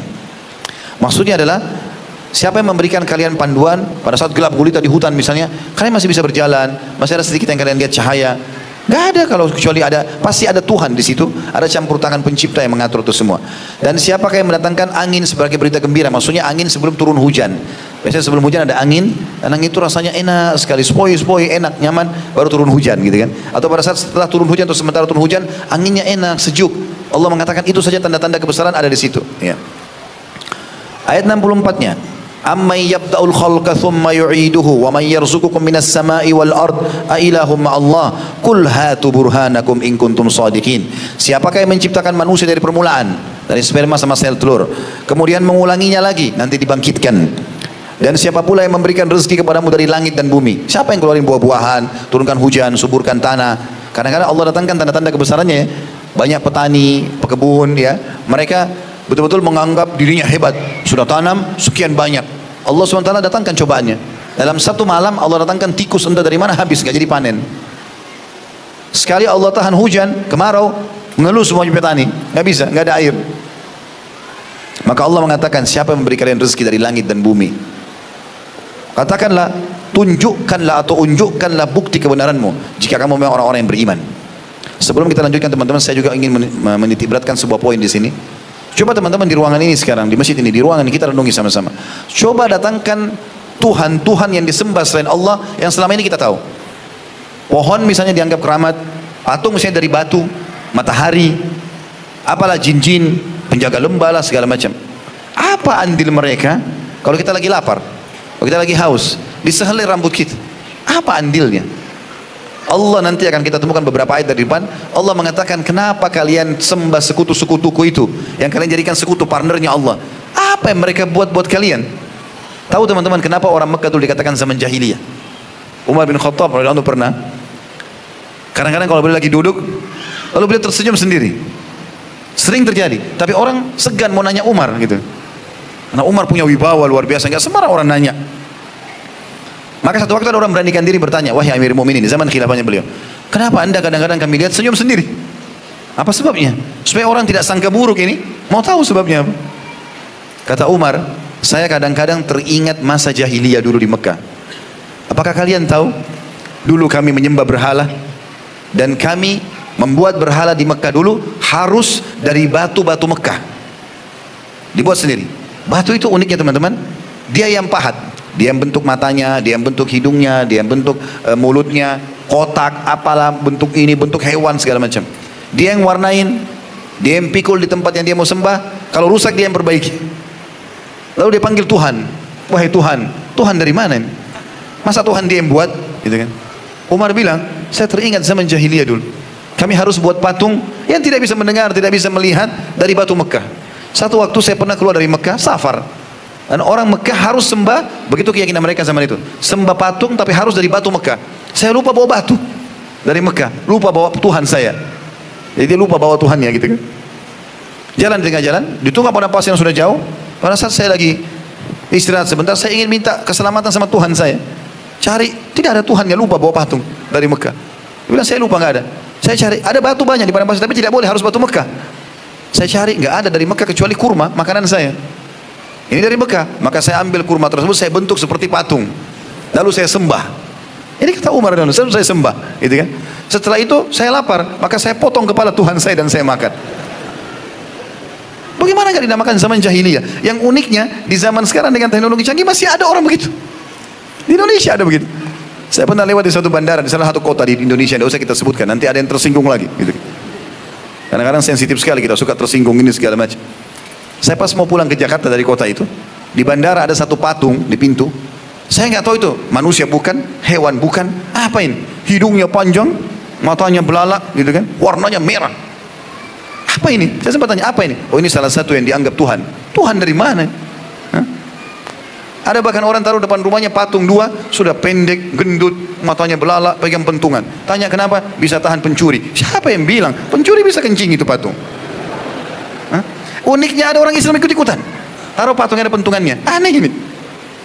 Makanya Nabi SAW begitu bebasin kota Mekah, yang paling pertama beliau kerjakan, kumpulin orang Quraisy yang selama ini yakin patung-patung 360 sekian patung di dekat Ka'bah itu mereka sembah. Yang paling besar namanya Hubal. Hubal itu kalau mereka lihat ke atas dalam buku sejarah dikatakan mereka harus melongok ke atas karena besarnya. Dan dirantai, dipasang rantai, takut Tuhan mereka dicuri. Nabi SAW kumpulin Quraisy, lalu beliau suruh mereka menyaksikan itu. Apa yang beliau lakukan? Beliau pegang tongkatnya, semua patung itu dihancurin sama Nabi SAW. Yang selama ini mereka anggap Tuhan. Bahkan mereka takut sekali kualat dengan patung-patung itu. Dihancurin oleh Nabi SAW. Ada yang belum disentuh sama tongkat beliau sudah Allah hancurkan. Hancur semuanya. Mereka lihat Tuhan-Tuhan mereka yang selama ini mereka sembah, ternyata salah ini. Sampai tiba di Hubal. Hubal ini mereka yakin paling kuat. Hukumannya berat, apalah segala macam. Melihat ke Hubal bisa kualat. Nabi SAW sentuhkan ya, dari atas unta beliau ke matanya Hubal, dicolok. Sambil kata Nabi SAW membaca ayat, wa qul ja'al haqqu wa zahaqal batil, innal batila kana zahuqa. Katakanlah kebenaran datang dan kebatilan akan kalah, dan kebatilan pasti akan hancur gitu. Dicolok sama Nabi SAW, goncang Hubal. Padahal itu batu, mesti puluhan orang yang bisa menggerakkan. Gerak pun susah, beratnya. Batu gunung utuh besar gitu. Nabi SAW colok, goyang. Lalu Nabi SAW baca lagi kedua kali, dicolok mata sebelahnya. Maka Hubal jatuh, pecah semuanya. Semenjak itu, kata para ulama, ahli sejarah mengatakan, orang-orang Quraisy menyadari ternyata yang mereka sembah selama ini adalah kesalahan. Patung. Rusak pun dia yang perbaiki, dianggap Tuhan. Orang-orang di Jepang sekarang banyak meyakini matahari sebagai Tuhan. Mereka mengatakan kaisar mereka adalah anak dewa matahari, berarti anaknya Tuhan. Subhanallah, Allah ceritakan Ibrahim alaihissalam pernah itu bertafakkur, memikirkan. Dia lihat bulan, oh ini Tuhan saya, kata Ibrahim alaihissalam. Ditunggu sampai pagi, hilang bulannya, matahari terbit. Lalu Allah ceritakan, untuk lihat matahari apa Nabi Ibrahim alaihissalam mengatakan? Hada Rabbi, hada Akbar. Ini Tuhanku, ini lebih besar matahari. Allah ceritakan dalam Al-Quran. Maka pada saat ditunggu sampai terbenam matahari. Maka Ibrahim AS mengatakan, tidak mungkin Tuhanku terbenam. Maka dia mengatakan, saya mau arahkan wajah saya kepada yang telah menciptakan langit dan bumi ini. Bukan cuma matahari dan bulan gitu. Seperti itu ya, fenomenanya. Begitu juga dengan orang yang menyembah syaitan, jin. Iseng ini. Datang ke gua, datang ke pinggir laut, wahai penjaga gua, wahai penjaga laut. Mana itu penjaganya? Pernah lihat? Kok aneh benerin? Manggil-manggil. Perhatikan teman-teman dan bisa baca tafsirnya. Tafsir surah jin, ayat-ayat pertamanya. Allah ceritakan surah nomor 70 dalam Al-Quran. Orang-orang Arab Quraisy dulu zaman jahiliyah, mereka agak aneh ini. Apa anehnya? Mereka kalau jalan safar, perjalanan jauh, kalau nginap di sebuah lembah, turun di sebuah lembah, maka pemimpin kafilah, yang memimpin kafilah itu langsung bilang sama orang-orang yang sedang jalan sama dia, kumpulkan bekal-bekal makan kalian, keluarkan sebagian. Diambillah, kayak sesajen gitu. Dia minta dari orang-orang yang jalan sama dia. Lalu dia datang ke tengah-tengah lembah padang pasir, lalu dia mengatakan, wahai penjaga lembah, ini setengah bekal kami, jangan ganggu kami ya. Ini tradisi jahiliyah dulu. Apa kata Allah? Maka fazaduhum rahaqa. Semua syaitan ada di lembah itu tadinya nggak ganggu mereka, tapi akhirnya mengganggu mereka gara-gara perbuatan itu. Alam semesta ini teman-teman, bumi ini, lereng-lereng gunung, gua-gua, lautan, yang ciptakan Allah, yang jaga merawatnya adalah Allah, dan Allah mengutus para malaikat. Baca surah nomor 77 dan 79 dalam Al-Quran. Malaikatlah yang telah mengatur pergantian siang malam, turunnya hujan, populasi manusia, hewan-hewan, mengatur lautan. Malaikat, tidak ada ini, syaitan lemah. Allah mengatakan inna kaida syaitani kana dhaifa. Syaitan lemah, dia hanya terlihat kuat bagi orang yang sengaja takut-takuti dirinya. Antum biar jalan di kuburan, biar lewat di lembah, gak ada yang ganggu antum itu. Yang buat terganggu gara-gara dia sendiri membuat rekayasa informasi dusta, bohong. Bukankah sinetron kita perusahaan akidah di Indonesia ini sering terjadi? Dilihatkan kuburan terbuka, pocong keluar. Lalu datang ketuk-ketuk rumah minta makanan. Siapa di sini yang pernah kedatangan kakeknya minta makanan dengan baju pocongnya? Ada? Ini kedustaan dari mana ini? Tapi kalau antum tanamkan itu sebagai sebuah keyakinan, nanti antum bisa lihat betul permainan syaitan. Coba kita bongkar kedoknya syaitan ya. Walaupun pasti syaitan marah sama saya gara-gara ini. Biarin aja dia marah. Kalau ada orang bunuh diri di satu rumah, saya pernah tanya jemaah saya ini, Bapak Ibu sekalian, kalau ada rumah ada orang pernah bunuh diri di situ, mau beli nggak rumahnya? Di sini orang mau beli nggak? Ragu, beli tidak. Banyak orang bilang enggak Ustaz. Kenapa? Ada ruh gentayangan. Karena ada orang bunuh diri. Nanti ada suara malam-malam, nanti ada begini dan begitu. Baiklah, kita simpan dulu contoh itu. Contoh yang lain sekarang. Kalau ada satu rumah, satu keluarga dibunuh. Tadi kan dia bunuh diri, sekarang dia dibunuh. Saya pernah tanya jemaah saya, Bapak Ibu mau beli rumahnya nggak? Nggak mau Ustaz. Kenapa? Sama tadi jawabannya. Pasti ada ruh gentayangan. Maka saya tadi beratkan teman-teman sekalian, tidak ada ruh gentayangan. Nggak ada. Dusta. Muka bumi ini banyak, sudah lama banyak orang mati. Bahkan mungkin bukan mustahil, tanah-tanah kuburan mereka sudah menjadi dinding-dinding rumah kita. Imam Qurtubi menukil kisah itu dalam buku beliau At-Tadhkirah. Beliau mengatakan, saya menyaksikan sendiri di Spanyol, ada kuburan-kuburan orang-orang non-muslim yang sebelumnya dulu dibongkar oleh sebagian orang, lalu dipikullah tanah-tanah itu untuk dikelola lagi kembali, lalu dijadikan dinding-dinding bangunan. Tidak ada namanya tempat angker, nggak ada dalam Islam itu. Nggak ada itu semua. Orang kalau sudah mati teman-teman di alam barzah, saya sebutkan hadisnya Bukhari. Kata Nabi SAW, kalau orang mukmin meninggal dunia, maka akan datang kepadanya 3 sosok malaikat. Satu malaikat maut di ubun-ubun kepalanya, dan ini demi Allah kita akan saksikan nanti. Tinggal bertahan menjadi orang beriman, kita akan lihat ini teman-teman sekalian. Malaikat maut di ubun-ubun kepala, 2 kiri kanan malaikat rahmah, kasih sayang, membawa kain kafan dari surga. Lalu malaikat maut akan mengatakan, hai jiwa yang baik, ya ayyatuhan nafsul mutmainnah, irji ila rabbika radiyatan mardiyah. Dalam Al-Quran dikatakan, keluarlah kau kepada rahmat Tuhanmu. Maka kata Nabi SAW, ruh itu keluar dari jasad orang beriman tadi lebih mudah daripada air dari mulut kendi, cepat sekali. Belum sesaat keluar, malaikat kiri kanannya rahmah yang membawa kain kafan dari surga, membungkusnya dengan kain kafan tersebut, lalu membawanya menembus 7 lapis langit. Dan setiap kali malaikat menembus pintu-pintu langit, semua malaikat di langit berkata, ruhnya siapa ini? Sungguh mulia ruh ini. Kenapa? Karena kata Nabi SAW, ruh ini mengeluarkan bau lebih wangi dari bau kasturi. Insya Allah semoga kita termasuk ini. Maka malaikat rahmah yang membawa mengatakan, ini fulan bin fulan, namanya yang paling baik di dunia. Lalu sampai di langit ke-7 terdengar suara yang mengatakan, catatkan hambaku ini termasuk ahli surga, kembalikan dari dunia, di sana saya ciptakan, di sana pula saya akan bangkitkan. Dia kembalikanlah ruhnya bersamanya, jasadnya diantar oleh kerabatnya. Kata Nabi SAW, waktu 3 langkah pengantarnya pulang, maka Allah mengutus kepadanya malaikat yang lain di kuburan, Munkar Nakir. Lalu dudukkan dia. Lalu kemudian menanyakan kepada dia pertanyaan, siapa Tuhanmu, siapa Nabimu, apa kitabmu? Maka kalau dia orang beriman, kata Nabi SAW, dia akan jawab dengan sangat mudah. Sesuai dengan firman Allah SWT, yuthabbitullahu alladhina amanu bil qawli tsabiti fil hayati dunya wa fil akhirah. Allah akan menetapkan jawaban di lisan orang-orang beriman untuk mengetahui atau menjawab di dunia dan di akhirat. Di dunia kalau ditanya, kenapa kau beriman sama Allah, kenapa kau mengakui Al-Quran, seperti kita jelaskan sekarang, kita tahu. Di akhirat adalah pertanyaan para malaikat di kuburan, kata ulama tafsir. Lalu kemudian kata Nabi SAW, dia akan jawab dengan mudah, lalu dibukakan baginya pintu neraka. Dia lihat siksaan api, teriakan, jeritan, segala macam, dia takut.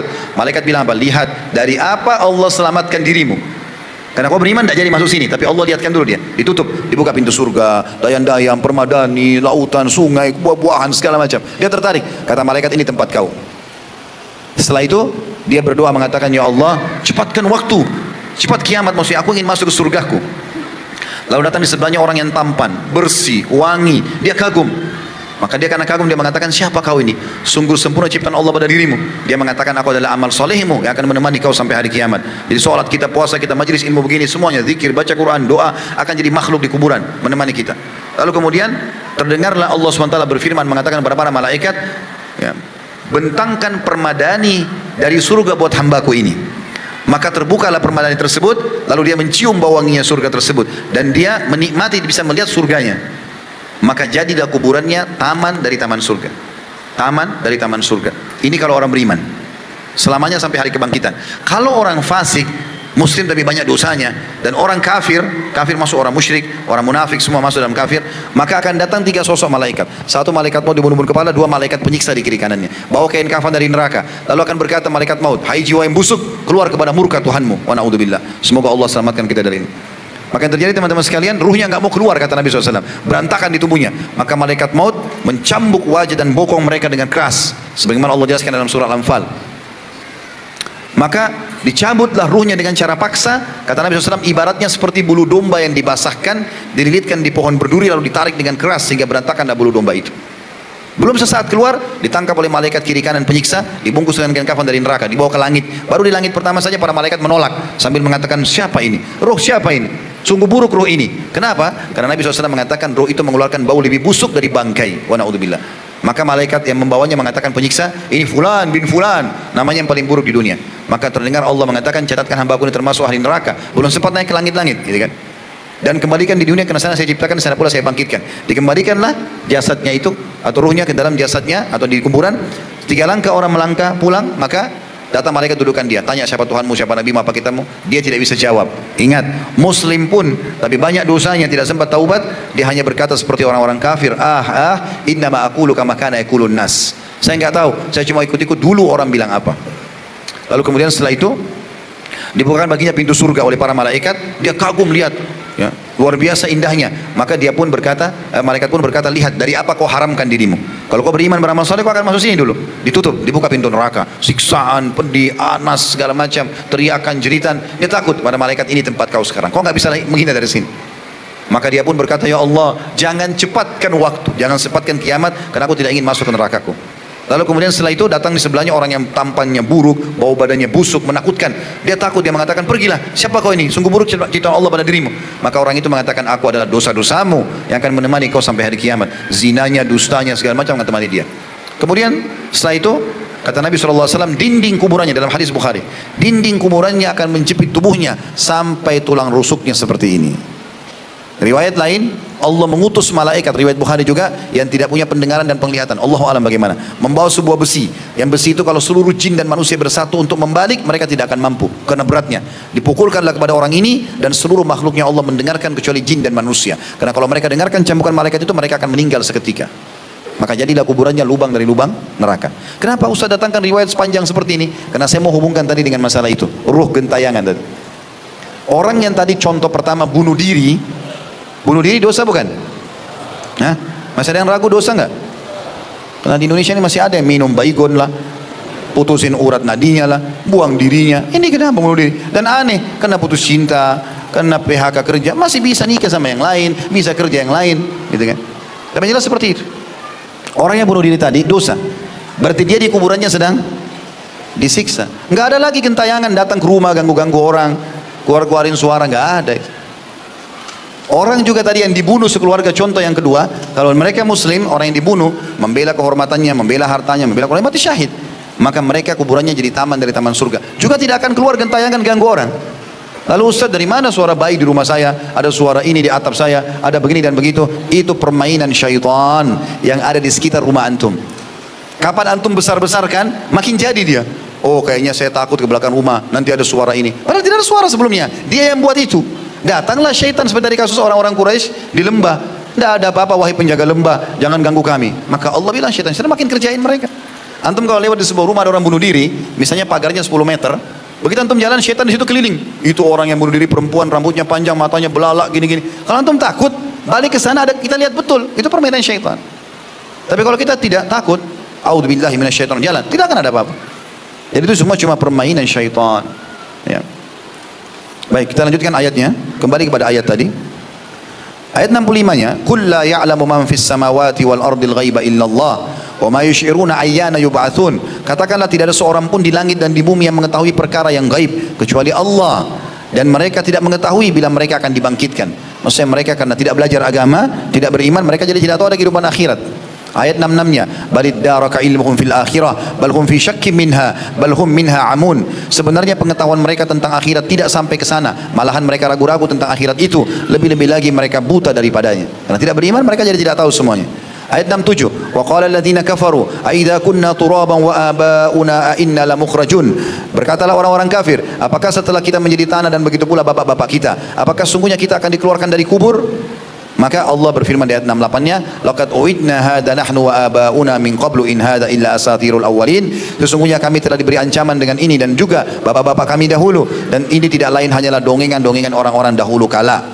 Ayat 69 Allah bilang, qul siru fil ardi. Ini jawabannya. Qul siru fil ardi fanzuru kaifa kana akibatul mujrimin. Kalau kalian lagu dengan siksa-siksa neraka atau siksa kuburan itu, berjalanlah kalian di muka bumi, lalu perhatikanlah bagaimana akibat orang-orang yang berdosa. Sampai sekarang masih ada muminya Firaun, masih ada piramidanya. Kita tidak sempat ke Mesir, bisa tonton di cuplikan di YouTube. Kita masih bisa lihat sisa istananya Namrud yang Allah binasakan di zaman Ibrahim alaihissalam. Kita masih bisa lihat sisa peninggalan kaum Thamud, kaumnya Nabi Saleh di Madain Saleh di Saudi, yang 4 jam dari kota Madinah, tembok-tembok yang mereka jebol menjadi bangunan, ya, dan seterusnya. Ayat terakhir ayat 20 ayat 70-nya Allah mengatakan wala tahzan alaihim wala takun fi dhaikin mimma yamkurun. Maka janganlah hai Muhammad kau berduka cita terhadap mereka, maksudnya yang tidak mau beriman, dan janganlah dadamu merasa sempit terhadap apa yang mereka tipu dayakan. Mereka tidak usah dikhawatirkan karena mereka akan disiksa oleh Allah Subhanahu wa taala. Kita lihat juga surah Al-Ankabut ayat 17, ya. Allah mengatakan tentang yang disembah selain Allah di Al-Ankabut ayat 17, innama ta'buduna min dunillahi awthana wa takhluquna ifka innal ladzina ta'buduna min dunillahi la yamlikuna lakum rizqan fabtaghu indallahi rizqa wa'buduhu washkuru lah ilaihi turja'un. Sesungguhnya apa yang kamu sembah selain Allah itu, batu, pohon, air, api, jin-jin, adalah berhala, nggak ada manfaatnya buat kalian, dan kalian membuat itu dusta. Karang-karang, oh ini Tuhanku, oh itu Tuhanku, dikarang-karang, tidak ada buktinya. Sesungguhnya yang kamu sembah selain Allah itu tidak mampu memberikan rezeki kepadamu. Maka mintalah rezeki itu di sisi Allah dan sembahlah Dia dan bersyukurlah kepadanya. Hanya kepadanya lah kalian akan dikembalikan. Begitu juga ayat-ayat mulia, kita percepat sedikit karena waktunya. Surah Ar-Rum, surah nomor 30, di ayat 20, mulai ayat 20-nya. A'udzubillahi minasyaitonirrajim. Allah menjelaskan dan memperkenalkan dirinya tentang bukti-bukti kalau Dia pencipta. Wa min ayatihi an khalaqakum min turabin thumma idza antum basharun tantashirun. Dan di antara tanda-tanda kekuasaannya Allah ialah Dia menciptakan kamu dari tanah, kemudian tiba-tiba kamu menjadi manusia yang berkembang biak. Adam alaihissalam dari tanah, dan kata Nabi SAW, kalian semua dari Adam dan Adam dari tanah. Ayat 21-nya, wa min ayatihi an khalaqa lakum min anfusikum azwajan litaskunu ilaiha wa ja'ala bainakum mawaddatan wa rahmah inna fi dzalika laayatin liqaumin yatafakkarun. Dan di antara tanda-tanda kekuasaannya Allah, N-nya besar kata ganti Allah, ialah Dia, D-nya besar juga Allah, Dia menciptakan untukmu istri-istri dari jenismu sendiri. Kita cenderung dengan manusia supaya kamu cenderung dan merasa tentram kepadanya, terpenuhi biologis kalian. Yang dijadikannya di antara kalian rasa kasih dan sayang. Sesungguhnya pada demikian itu benar-benar terdapat tanda-tanda bagi kaum yang mau berfikir. Ada kecenderungan dengan lawan jenis, apalagi kalau sudah menikah ada kasih sayang. Ini Allah yang buat semua itu. Ayat 22. Wa min ayatihi, perhatikan kalimat wa min ayati, dan tanda-tanda kebesaran Allah. Khalqus samawati wal ardi wa ikhtilafu alsinatikum wa alwanikum inna fi dzalika laayatin lil alimin. Di antara tanda-tanda kekuasaannya Allah ialah Ia menciptakan langit dan bumi dan berlain-lainnya bahasamu. Maksudnya fenomena bahasa. Jadi ada bahasa Indonesia, di Indonesia pun ini ada banyak bahasa. Daerah ini beda bahasa, daerah itu beda bahasa. Ini semua bahasa, ini semua tanda-tanda kebesaran Allah. Kita bisa bicara seperti ini dan saling mengerti, itu juga tanda-tanda kebesaran Allah. Dan Allah mengatakan selain penciptaan langit dan bumi juga bahasa kalian yang berbeda-beda dan warna kulit kalian. Ada yang hitam, ada yang sawo matang, ada yang putih, ada yang merah dan seterusnya. Sesungguhnya pada demikian itu benar-benar terdapat tanda-tanda bagi orang yang mengetahui, maksudnya mau belajar. Lanjutannya ayat 23, wa min ayatihi, juga tanda-tanda kekuasaannya Allah, manamukum bil-laili wan-nahari wabtigha'ukum min fadli inna fi dzalika laayatin liqaumin yasma'un. Di antara tanda-tanda kekuasaannya adalah tidurmu di waktu malam. Umumnya orang kalau malam ngantuk, tidur, ini tanda-tanda kebesaran Allah. Kadang-kadang kita waktu tidur tidak sadar lagi. Ya, sampai dikatakan dalam sebuah hadis oleh Nabi SAW, diangkat pena catatan amal dari 3 orang.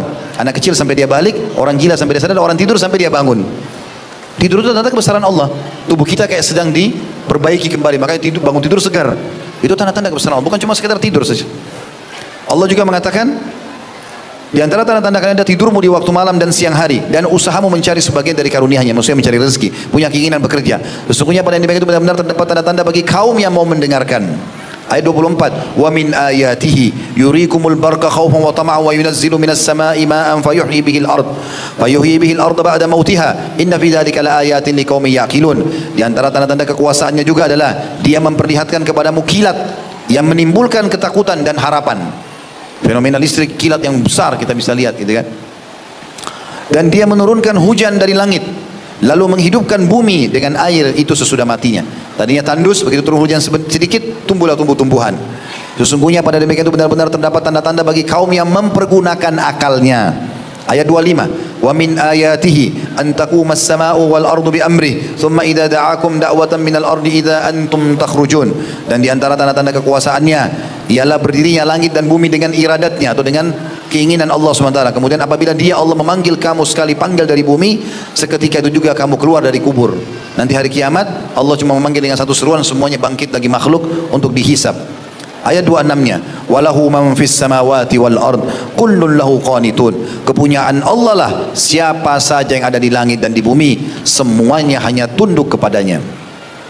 Ayat 27-nya ini sampai ayat 27 di sini, wa huwal ladzi yabda'ul khalqa tsumma yu'iduhu wa huwa ahwanu 'alaihi wa lahul mathalul a'la fis samawati wal ard wa huwal azizul hakim. Dan Dialah yang telah menciptakan manusia dari permulaan, sperma sama sel telur, kemudian Dia mengembalikan untuk menghidupkannya kembali di hari kiamat nanti. Dan menghidupkan itu adalah lebih mudah baginya, dan baginya lah sifat yang maha tinggi di langit dan di bumi, dan Dialah yang maha perkasa lagi maha bijaksana. Pernah ada satu orang Quraisy datang, kemudian dia mengambil tulang unta, dihancurin, lalu dia lempar ke wajah Nabi SAW sambil mengatakan, man yuhyil idhama wa hiya ramim. Hai Muhammad, siapa yang bisa hidupkan lagi tulang-tulang ini setelah hancur begini jadi debu? Maka Allah turunkan dalam surah Yasin, "Qul yuhyiha alladzi ansha'a awwala marrah wa huwa bikulli khalqin alim." Katakan hai Muhammad, yang akan mengembalikan lagi dia utuh menjadi tulang dan hidup lagi ada dagingnya adalah yang telah menciptakannya pertama kali, dan dia maha mengetahui ciptaan-ciptaannya. Mungkin kita tutup dengan ini walaupun cukup banyak ya ayat-ayat Al-Waqi'ah, surah Al-Waqi'ah ayat 57 ya, dimulai dari ayat 57. Ada beberapa sebenarnya, ada surah Luqman, ada surah Ghafir, Fatir, ada surah Qaf. Hampir semua ayat Al-Quran bicara tentang masalah keajaiban ini. Tapi kita tutup dengan ini insyaAllah bagi ayatnya. Nanti kita akan coba tambahkan sedikit dengan kisah. Surah Al-Waqi'ah, surah nomor 56, ayatnya ayat 57. A'udzubillahi minasyaitonir rajim. Allah berfirman, "Nahnu khalaqnakum falawla tusaddiqun." Wahai para manusia, kamilah yang telah menciptakan kalian, maka mengapa kalian tidak mempercayai itu, tidak membenarkan? Tidak ada pencipta lain. Lalu Allah ajak kita berfikir. Ayat 58-nya, "Afara'aitum ma tubnun?" Maka coba terangkan kepadaku tentang nutfah yang kamu pancarkan, spermamu itu bagi kaum laki-laki. Ayat 59, "Aantum takhluqunahu am nahnul khaliqun?" Kamu kaya menciptakannya atau kami kaya menciptakannya? Tidak ada opsi lain. Sekarang kalau di luar tubuh mungkin kau masih mengatakan patung ini yang menciptakan, pohon itu yang menciptakan. Tapi di tubuhmu sekarang, sperma dalam tubuhmu, kau pancarkan sehingga jadi manusia. Kau yang ciptakan atau kami yang ciptakan? Tidak ada pilihan. Kalau kau ciptakan, buktikan coba. Bahkan kita harus mengeluarkannya dengan cara dipaksa dulu baru bisa keluar.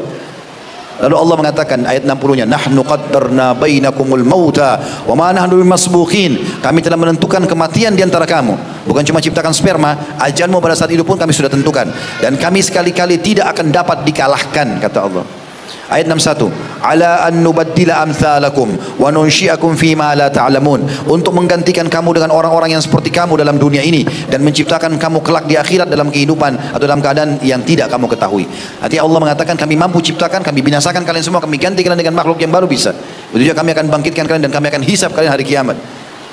Ayat 62-nya, "Walaqad alimtumun nasy'atal ula falaula tadhakkarun." Sesungguhnya kalian telah mengetahui penciptaan yang pertama.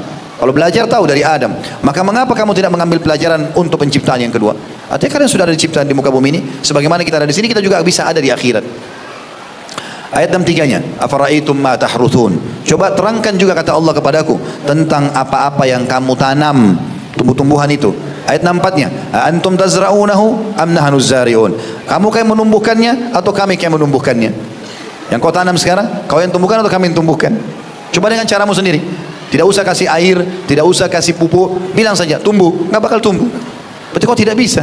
Atau kami yang ciptakan, sehingga kami membuat keluar daunnya, ukurannya, buahnya, kadar airnya, dan kami mudahkan kau dapat air bisa menyiramnya. Allah mengatakan ayat 65-nya, "Lau nasya'u laja'alnahu hutaman fadhaltum tafakkahun." Kalau kami kehendaki, benar-benar kami jadikan dia hancur dan kering, tumbuh-tumbuhan kalian itu, maka jadilah kamu heran dan tercengang. Tadi saya kasih contoh, petani sudah tinggal panen besok padinya, Allah datangkan tikus, habis semua. Mereka cuma bisa tercengang, kok bisa ya? Ujungnya manusia cuma bilang, kok bisa? Ayat 66, "Inna lamugramun." Lalu mereka sambil berkata yang tercengang tadi tanamannya hancur semua, sesungguhnya kami benar-benar menderita kerugian. Ayat 67-nya, "Bal nahnu mahrumun." Bahkan kami menjadi orang-orang yang tidak mendapat hasil apa-apa. Ayat 68-nya, "Afara'aitumul ma'a alladzi tashrabun." Ini yang ketiga Allah ingatkan di sini. Terangkan kepadaku tentang air yang kau minum. Ini air yang kita lihat sekarang depan mata. Siapa yang membuat air seperti ini syairan? Dan siapa yang membuat menciptakan kita juga? Dan siapa yang membuat kita butuh dengan air ini? Dan subhanallah kalau kita haus teman-teman, kita nggak bisa ganti yang lain. Kita kalau haus, makan tambah haus. Harus minum. Nggak bisa tidak. Dan harus ini. Aneh itu. Kalau orang tidak yakin dan tidak faham masalah ini. Allah bilang, coba lihat air yang kalian minum, terangkan kepadaku. Ayat 69, "Antum anzaltumuhu minal muzni am nahnul munzilun?" Apakah kami yang menurunkannya atau apakah kamu yang menurunkan dari langit atau kami yang turunkan? Makna tafsirnya adalah kalau kalian mengatakan hujan kalian turunkan, coba turunkan. Setetes saja. Atau kami yang turunkan. Kalau kami turunkan berarti kalian harus beriman. Ayat 70-nya, "Lau nasya'u ja'alnahu ujajan falaula tashkurun." Kalau kami kehendaki niscaya kami jadikan air yang turun hujan itu asin, maka mengapa kau tidak bersyukur? Kalau kami jadikan asin, tidak bisa kalian fungsikan. Minum air asin tidak bisa, walaupun suci. Yang terakhir, yang keempat, Allah ingatkan ayat 71, "Afara'aitumun nar allati turun." Terangkan kepadaku tentang api yang kamu nyalakan. Maknanya adalah dengan menggosok-gosokkan kayu atau batu. Ayat 72-nya, Antum ansya'tum syajarataha am nahnul munsyi'un? Kamu yang menjadikan kayu itu atau kami yang menjadikannya? Yang kalian jadikan kayu bakar, potong dari pohon lalu jadikan kayu bakar lalu dibakar, lalu terbakarlah. Itu pohon-pohon yang kalian jadikan sebagai bahan bakar. Kalian yang menciptakan kah? Atau kami yang menciptakan, kata Allah. Ayat 73-nya, nahnu ja'alnaha tadhkiratan wa mata'an lil muqwin. Sesungguhnya kami jadikan api itu untuk peringatan dan bahan yang berguna bagi musafir di padang pasir. Ayat terakhir 74, fasabbih bismi rabbikal azim. Maka bertasbihlah dengan menyebut nama Tuhanmu yang maha besar. Maksudnya berimanlah dan patuhlah kepadanya. Kita akan tutup teman-teman sekalian, sudah jam 10, saya ambil beberapa menit saja dengan kisah-kisah, beberapa kisah yang ingin saya sampaikan, mudah-mudahan keburu insyaallah, tentang fenomena orang-orang yang sudah meyakini apa saja yang tadi sudah kita sampaikan ini dan bagaimana realisasi dalam kehidupan mereka sehari-hari. Mudah-mudahan dengan ini kita bisa ambil pelajaran insyaallah dan lebih menambah keimanan kita. Ada sebuah buku yang saya baca ini, buku ini judulnya Kisah-Kisah Nyata, ditulis oleh Ibrahim bin Abdullah Al-Hazimi, diterbitkan oleh Darul Haq ya. Ini bukan tulisan saya tapi cukup menarik buku ini, banyak kisah-kisahnya. Di antaranya adalah ada kisah dinukil oleh Abu Farraj Ibnu Jauzi rahimahullah, beliau berkata, aku pernah mendengar bahwasanya ada seorang dari golongan mulia dan terkemuka berjalan melintasi sebuah kuburan. Tiba-tiba dilihatnya ada seorang perempuan yang cantik mengenakan baju hitam. Dipandanglah perempuan tersebut, akhirnya dia pun jatuh hati. Lalu dia menulis sepucuk surat untuk si perempuan itu. Dia mengatakan, sebelumnya aku kira matahari itu hanya satu dan hanya bulan yang berhak mendapat sifat kecantikan. Hingga akhirnya aku melihatmu saat mengenakan baju duka yang berwarna hitam dan pelipismu terangkai indah di atas pipi. Maka aku pun berlalu sementara hatiku dipenuhi rasa suka, jantungku bergetar dan air mata pun bercucuran.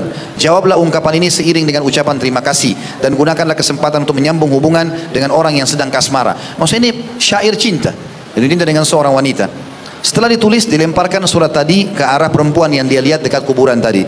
Tak kala si perempuan telah selesai membaca surat itu, dia menjawab tulisan itu. Dia mengatakan, bila anda memang memiliki garis keturunan dan nasab yang bersih, sesungguhnya orang yang mulia dikenal dengan sifat menundukkan pandangan dari yang haram. Dan sesungguhnya para pezina itu adalah manusia yang tidak bermoral. Sadarilah bahwa pada hari kiamat nanti anda akan dihadapkan di hadapan Allah. Urungkan harapanmu, semoga Allah melaknat anda sebagai laki-laki bila tidak mau, sebab hatiku sudah terpaling dari perbuatan keji. Kata Ibnu Qayyim, setelah si pria membaca balasan suratnya tadi, dia memaki dirinya sendiri. Seraya berkata, apakah pantas ada wanita yang lebih berani meninggalkan keburukan dibanding kamu sementara kau laki-laki? Lalu pria tadi bertaubat kepada Allah dan mengenakan baju dari bahan wol.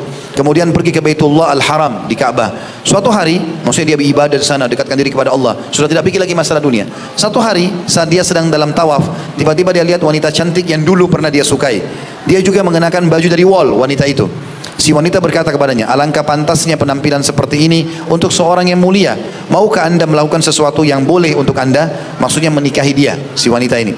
Maka si pria menjawab, dulu aku memang mengharapkan hal itu, tapi itu sebelum aku kenal dan cinta kepada Allah. Dan sekarang aku terlalu sibuk dengan kecintaan kepada Allah untuk mencintai yang lain lagi. Maka si wanita tadi berkata kepadanya, bagus. Kemudian wanita itu tawaf sambil membaca syair. Kita bertawaf dan saat itu tampak banyak bayangan indah tentang kecintaan kepada Allah, bayangan yang menjadikan kita lalai untuk memandang dan mendengar yang lainnya. Apa makna kisah ini teman-teman sekalian?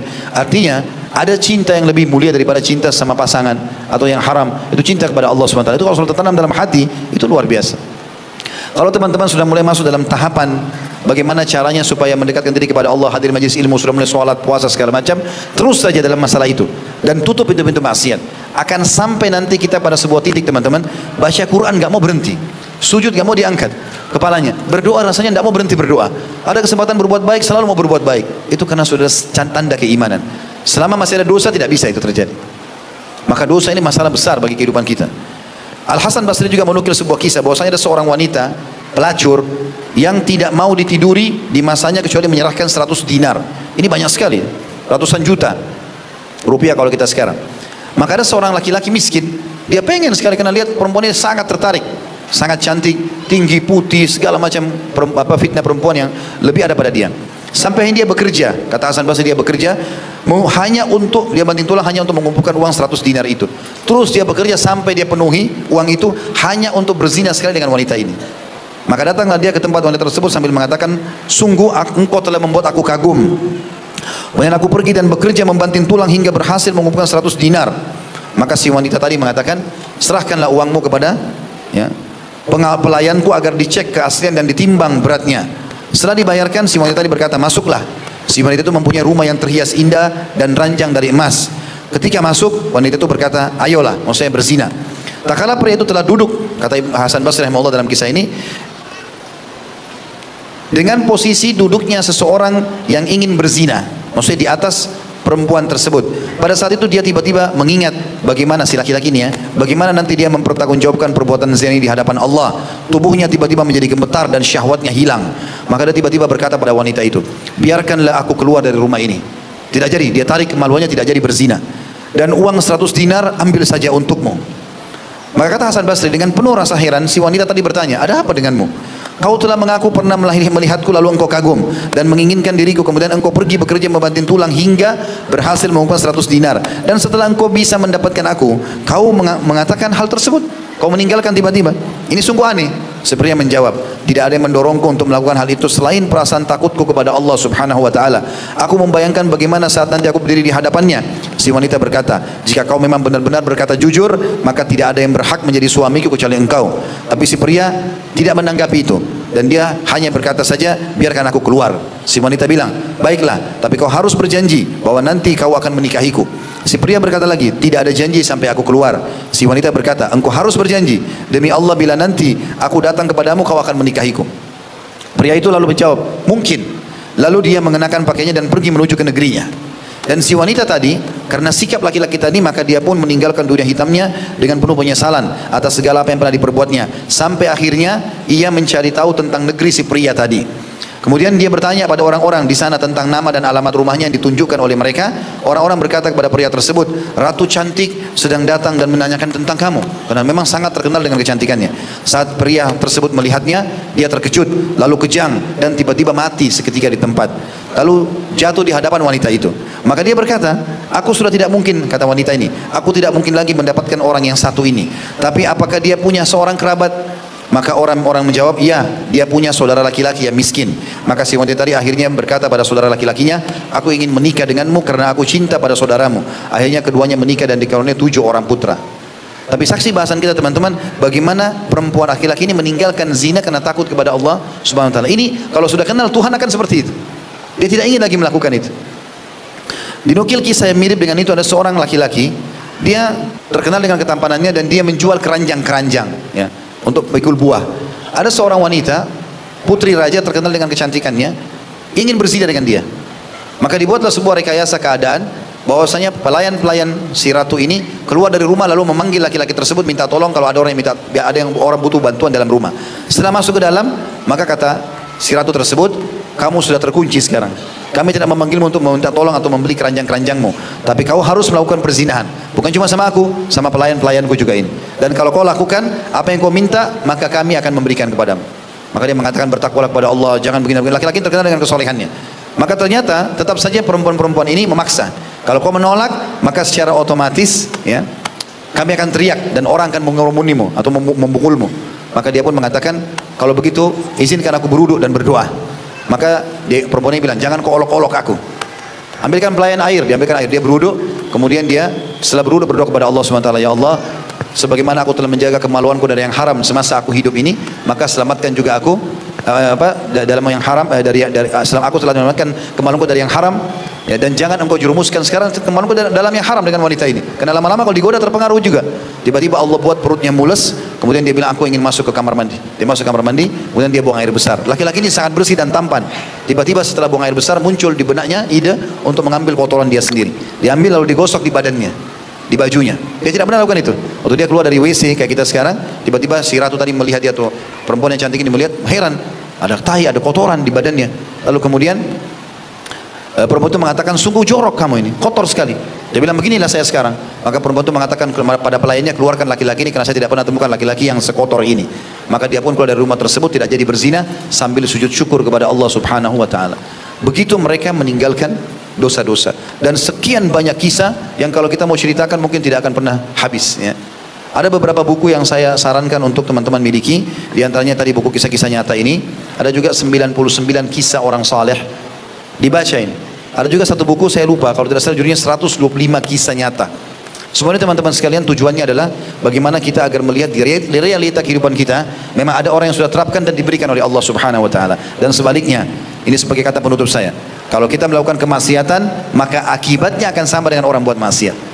Kalau antum kerja di satu kantor, antum lihat ada orang sukses. Dia kerja, dia benar, ikuti peraturan, dia baik, maka dia naik jabatannya. Kita kalau masuk kantor kita ikutin, kita akan seperti dia. Kalau ada orang yang ugal-ugalan, suka buat pelanggaran, lalu antum ikuti dia dan dia dipecat di kantor, antum pun akan dipecat. Akibat yang kita contohi akan menimpa kita sendiri. Ikuti orang-orang beriman dan beramal saleh, kita akan sama mereka. Ikuti ahli maksiat, kita juga akan sama bersama mereka. Dan dengan cara menjaga ketakwaan kepada Allah ini, secara otomatis akan sangat indah hubungan dengan Allah Subhanahu wa taala.